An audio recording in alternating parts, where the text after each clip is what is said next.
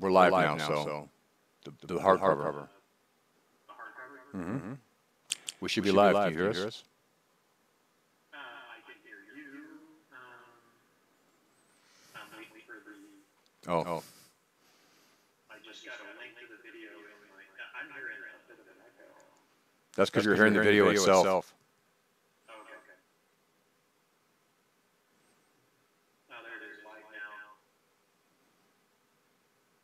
Is that live? Yep. So can you hear us? Okay. Then I'm going to go ahead and stop. Wait. Okay, I'm still. To catch up. Of course. What I do need to do. Yeah. Okay. Stopping it and starting it from just dead. All right. Stop.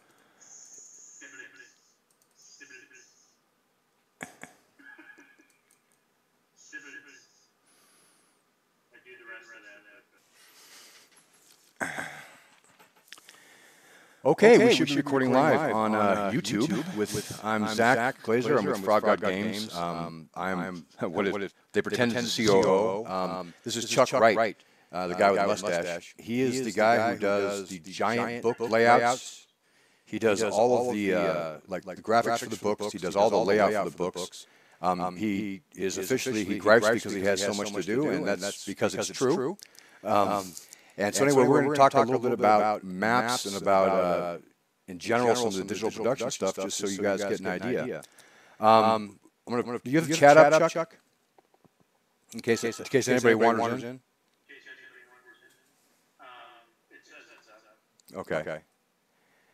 Okay, so I am going to pull up, a second here, smaller. One of the maps, we can talk about it. And then we can go on from there. But why don't you talk a little bit about what it's like to do the blight, Chuck? No, but honestly, talk about the process. Talk about the process a little bit. What you mean? I get the manuscripts from the editors and put it together. I mean, Yes, pretty much. I spend 2 grueling days minimum. Well, talk about that. You get a manuscript, and then what do you do? It originally came with a Victorian feel, so one of the first things I did was put the font, which not everybody likes, but the font is good for that period of time, and there are some kind of funky bits to that font that some people couldn't read, but it's actually very, I mean, for font reads, it was appropriate to getting the feel of the kind of Victorian feel.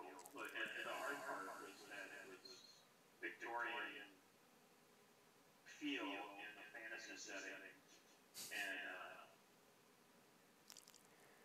like I said, that was rough to kind of get across. And I did a lot. I actually bought a whole suite of brushes to Back up. No, back up a second real quick. We're talking about the blight and Chuck's work on it, which was endless. But when we say when you say bought brushes, let's step back one. You get a manuscript and you pick fonts, right? well, yeah, once I kind of read. Okay. Well, I did that beforehand. I got some pieces from Greg, and I was able to read it and figure out what I wanted for the look of the book. Okay. I knew it was going to be our last big black and white book, so I wanted to make it the best looking black and white book I could. And I'll be honest with you, it's the best looking black and white book I think I've seen. It really is great. But so when you say you pick the font and then you're given some of the art ideas then, and you said you bought brushes, and what do you? So we can explain. What do you mean you bought brushes and like how did you use them?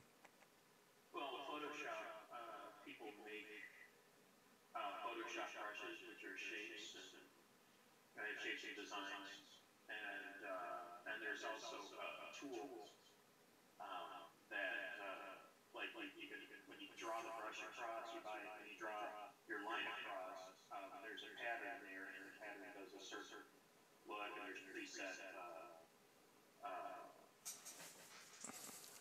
what do you call options. Photoshop has tons of options for how brushes will paint. And so I got a set of brushes called grit brushes, and I found another set of brushes that were simply blood and dirt spots. And I worked with those and tried to use. I filled in open spaces with them. Just wanted to dress up the book with dirt and blood, basically. And so when you're talking about the brushes, I put on the screen here that the Photoshop there. Yep. And so I'll make it a little bigger here over us. What he's talking about with brushes are like over here. Okay, those are tool sets that as you go down on here, moves up a little bit so I can see. Okay, so your various brush choices are, and I have this in the brush box, and so you can pick different brushes, and you open them up. And he's talking about, you're talking about like stain brushes, right? So I can show somebody here. So, Not the ones you have up right now. no, those are toolbars. Yeah, hold on. All right. Guys down lower, Yep. It was right here. I got a bunch. Hold on. There we go. Splashes. Oh, it's Dungeons. Stains is probably the best one. So, and of course they're not there, so I can't show. I'll load some up. Hold on. Precious. How funny. Yeah, but they're not in the menu because I actually have the brush box. Of course not. All right, how about... It's essentially having a brush that's been guide cut to a certain shape. And if you were to use it on a painting, you could either dab it straight on and it would make the pattern, or you grab it and kind of brush it down the canvas. There we go. Yeah, you're talking about this. Sorry, I finally were able to get it. So these are like, they're large. Here, let me get a layer so I don't mess this up. They are very large. Yeah, well, so you're able to draw. So like I'm drawing on the map right there. So I go higher up. See, like this. Shows you what it would look like if you did an open S curve. Yeah. I couldn't see the bottom of it the way I had my screen done. But anyway, here I'll make it a little bigger. And move this in. So what he's talking about is he went and selected how many different brushes you buy. Between the grit brushes and the stamp brushes, I probably bought well over 100. But I can use it for different projects. So, and it wasn't that, they're not that expensive. You get huge bunches for like $20, you get a deal. So anyway, there's thousands available. You get bunches of brushes, and he picked ones that were gritty, and so it's something like that. It was on the page art, that kind of stuff like that. So that's what he's talking about. I want to make sure I showed that. So anyway, so what else? So you pick the brushes, and then what'd you do? When I was doing layout, I would have these naturally open areas because, say, you don't want a header, which is just a large type. You don't want that at the bottom of the page. You don't want room 26A and then have the paragraph start on the next page. So I would hit a return on that, or if there was just it just didn't look good on that page, or you needed the room to be with art and it wasn't going to work without creating a large white space. I would then go in and fill it with art, basically. I create some little bits of art to fill the area that fit with the theme of the book, and then, it's kind of I tell you, no, and it was a great job. And the first time I saw some of these were in the earlier some of the Blight modules, like the Bloody Jack, and what he like at the end of a section, rather than having this blank white space, he picked different like grayscales with basically art done with the brush that was abstract, and it really wanted to be cool. And there's one I remember distinctly of the art on the page was a cart, and then he did like cart tracks on the other side of the spread, and it was a very subtle effect, but it was really awesome. And it was one of the things that impressed me most was that Chuck will always, he'll always pretend like he's not an artist, and he always will pretend like he's not good at anything. But it was a beautiful spread. It looked great. And when he does those kinds of things, a lot of times when you buy a book, you don't know. You don't know what it is that looks good. But when it looks good and reads good, and Chuck's the reason why that is. And we are known for like really nicely done books, and Chuck does all of them. So, can you pull up the InDesign and share it on your screen? Because I can make it bigger so everybody can see what we're talking about. Why don't you pull up Bloody Jack or something like that? Something from the Blight. And we'll talk about that a little bit. We didn't prep for this, by the way. I was going to talk about maps, but he came by heckling me in the chat area, and I felt obligated to like not F up while he's watching me do basically his job. So I invited him on to do it, so now I make him do his job. But no, I do some of the digital stuff. I had a company before I have like a one-man show before I got acquired by Frog God, so I am barely capable of doing most of these things. I'm more of an enthusiast than I am any kind of professional at it, but I'm getting better. But Chuck does the books. There's no way I can do books that long and pay attention. It's just insane.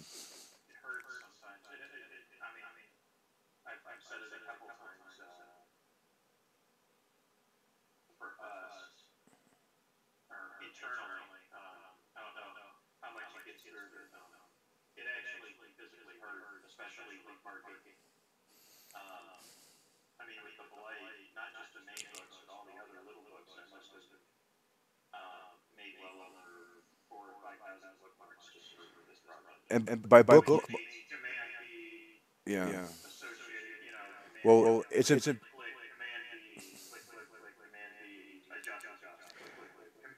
most of the people who are so bored they're going to want to watch this will know what a bookmark is, but for those who don't know, it's an internal basically jump between sections of a PDF. So when you open a PDF and click the bookmark little symbol, you see all the chapters and places and everything.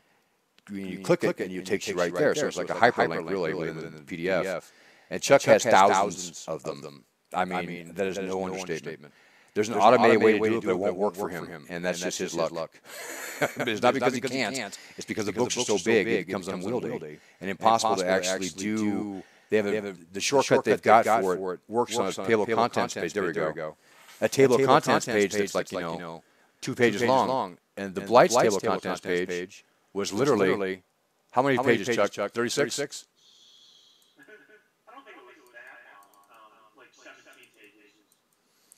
Okay, I'm to the right of you here, so we can see your InDesign now.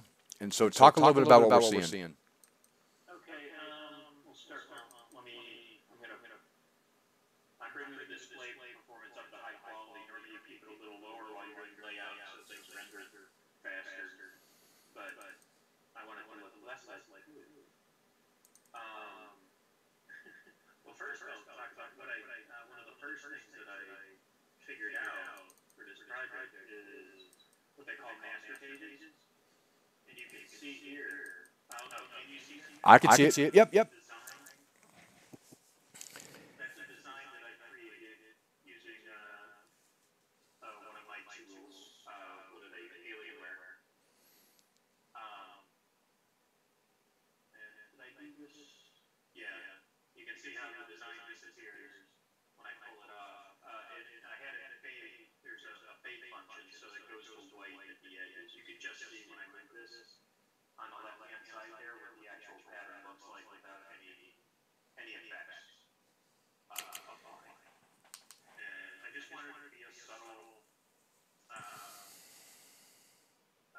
don't want it to look like the dirty paper from the turn of the century. The soot.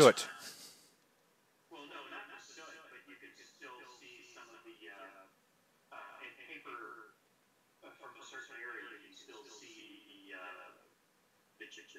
the wood pattern. Go back to the master page there, Chuck.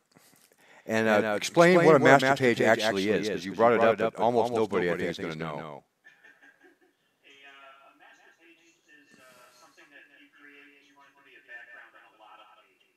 And you don't want to have put the Blight as your text for City and Bloody Jack on every single page. Now, if you look here, you'll see these headers on every page.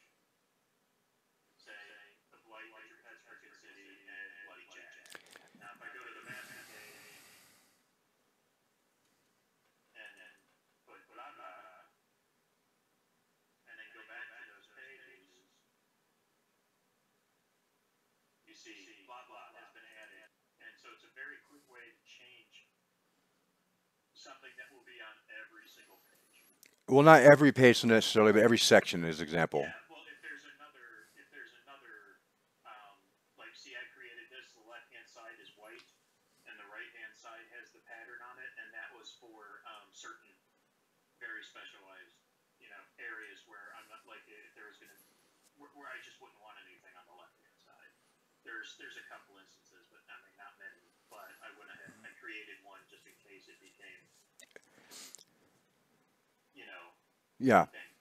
No, and it's for things like, for instance, every time you have a chapter title page, you might have a different one, and you may have so many chapters, 19 or 30 or whatever you have in a book. So you have them set a certain way, so they saves you time as you lay out 990 pages in Pathfinder, 900 pages in 5e, and 820 pages in Swords of Wizardry of the Blight. Right. And this is no trivial amount of pages. You have 36 pages for your table of contents. So these are the kind of tools that lets them do that more quickly. So anyway, so you talked about the master pages. 17 was for the Swords of Wizardry version. That's right. But the master pages, like for instance, this is one of the ones where I would have used a different master page simply because I didn't want headers. See, there's no headers on top of this page, so I just copied that master page, deleted the headers, and made it a separate one. You can even see it over here. I don't know if you can see it on the thing, but in my my pages links, it shows that those were C master pages, and the C master pages look like this. So there's no header. Exactly. Yep. All right. So Big letters that you see. Yeah. Can you see the letters? yeah, I can see the letters. Okay. The letters are just placeholders for it. It reads what page it is in the document and substitutes out the page. So like basically, whenever anybody who's looking at RPG rulebook and you see the pages on the bottom, it's a variable assigned by the layout program based upon where the placement is in the master sheet. So I know it's complicated, but some people will find that interesting because InDesign is an amazing tool that makes books really great, but it's really complicated because there's so many options and so many different kinds of books get made have their own set of options. So it's The real bit. Well, then there's more than one way to skin a cat. yeah, no. There's probably 4 or 5 different ways to do the same simple thing in design, and everyone kind of learns their own way of doing it. I was learning captions the other day, and I've never used them before, and they work like variables do for variable text. And it was really handy because all I was making was a sheet for Skeeter with all the pictures of the maps and all the names of the maps. So it just grabs the file name off the map from the link menu, and it makes I lay out 19 different pictures, and it has 19 different titles, and they're all captioned just by this name. So that's handy, but it's not like useful in every situation. But I keep learning new things, and I've done way more hours than I should, and thousands of hours less than him. So talk about the sidebars. So the sidebars, this is where I grabbed, I have a whole bunch of textures that I bought a long time ago, and this is one of the paper textures. Can you get a little closer? Because it's hard to see on the screen. I know they'll be able to see it if you can get in a little bit closer. There you go. Yeah, and I just wanted a simple texture there, and what I did is something I actually got from Mike Cheney, who works for Onyx Path Publishing, just from working on his things. Is I put where'd it go? I put the white with a gradient fade, and that's what this is. I put that on the text box itself. And you see how the text box, by getting close, I don't know if you can see that line in there, but the text box is essentially the same shape as the outer box. And then it's filled with a gradient white. And yes, it's mechanical. Dang it. It's on Z. Yeah. So, but what he's Get off of the damn. Huh? there's two. When I place it over Yeah. top of it, yeah, there's 2 layers. And when I place the gradient white from the text box,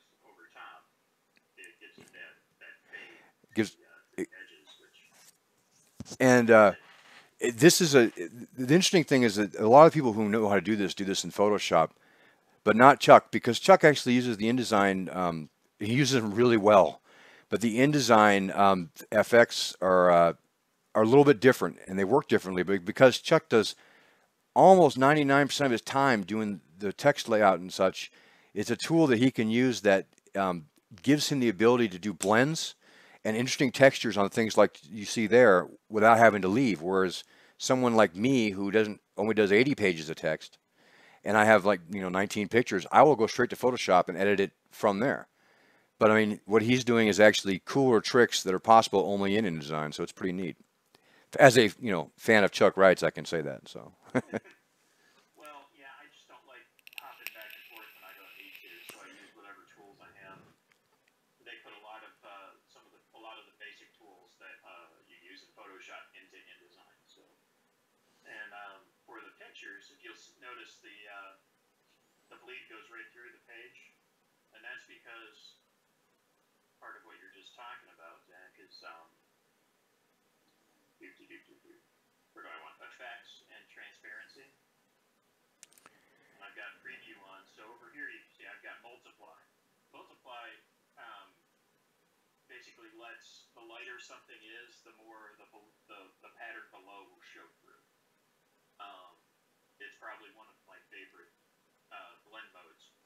But if I turn it back to normal, you can see that it was white. It was just completely white. And I do this, and the black blocks all of the pattern, while the white just lets it all shine through. The white becomes completely transparent.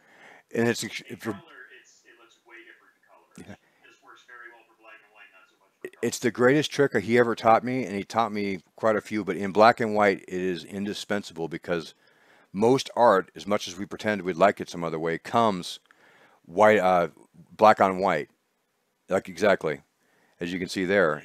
So that's the image he gets, has the white all around it, and then it just cuts it out basically. And you can see with where the text wrap and stuff works there, and it's yeah, I did a manual text wrap on this one instead of the auto. So text wrapping just means if the words are going to flow around the artwork itself. Yep. The text wraps around. So. Yeah. And there's lots of ways to do it, but he did it the hard way, is what he was saying right there. And here's an example of one of the brushes. There you go. That's what we were talking about earlier with the brush. Yeah, this was done with a grunt brush. It wasn't a stamp brush. I probably have a good example of a stamp brush in here too. That's a blood spatter that I bought. That some artist went through and probably just actually physically threw paint on a canvas. It took a picture of it. And digitized it. Yeah. I've watched documentaries on YouTube. This tells you how exciting I am. Watching guys making brushes and making blood spatter brushes and taking pictures of patterns. And those guys are insane. There's the one I was talking about. And this is what I meant. Like, you first would see this, it'd be like, okay, it's a page. Oh, the chapter's over, flip. But you don't get that because he even has the angle like going in the same direction as the cart in a way. And it fills the page correctly. And it just gives you a good sense of what the page is about without having to actually read it, right? And so that is what Chuck does. He subtly helps the books be better, and not just laying them in columns so you can read them, but to make sure that you get a feel for a book. And this was the one I remembered almost most distinctly when he was showing me this stuff. But those are just brushes too, right? Yeah, those are grunt brushes. I actually drew 2 lines, and I impressed myself with this. Because I drew those 2 lines without, I just went zip, and and they're parallel. I didn't use any tricks or anything to make sure they were parallel like I normally would. I drew 2 of them and I looked at it and said, "Holy crap!" I actually. No, I take it from me. That's impressive. I mean, Jim Wampler does all of his art with a mouse, and I'm always amazed. Yeah. Because I can't. I mean, I have a friend who can do these in straight lines, but I can't draw 2 straight lines to save my life, and I just did it without thinking. So that'll never happen. It will never happen again. Well, they don't pay us for straight lines, Chuck. That's what the shift key is for. That's a little insider joke for Adobe for everybody. No. And